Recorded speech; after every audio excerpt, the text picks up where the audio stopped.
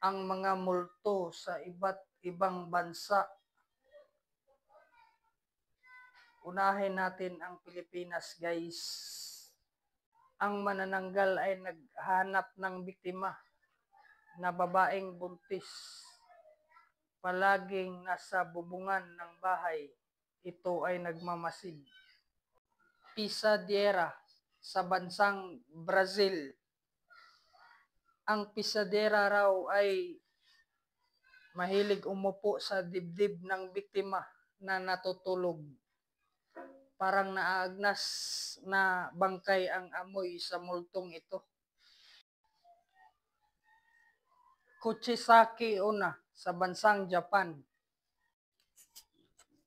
Ayon sa mga sabi-sabi, ang multong ito ay palagi daw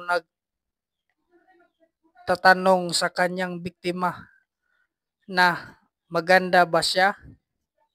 Pag sumagot daw ang biktima ng hindi, agad-agad itong papatayin.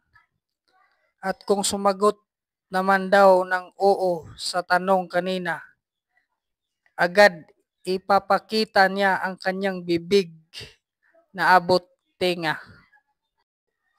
Santa Compañía, Spain.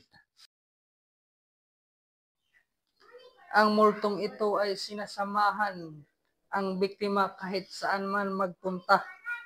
Sa labis na pagod, ito ang dahilan ng kamatayan. Sa Israel, dibok naman ang tawag sa kanilang multo.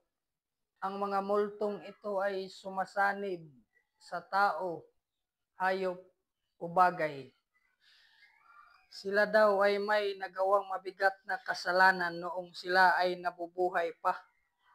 Nagawa nilang sumanib sa mga bagay o tao para raw makaiwas sa panganib.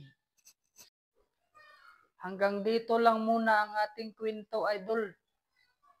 Hanggang sa susunod.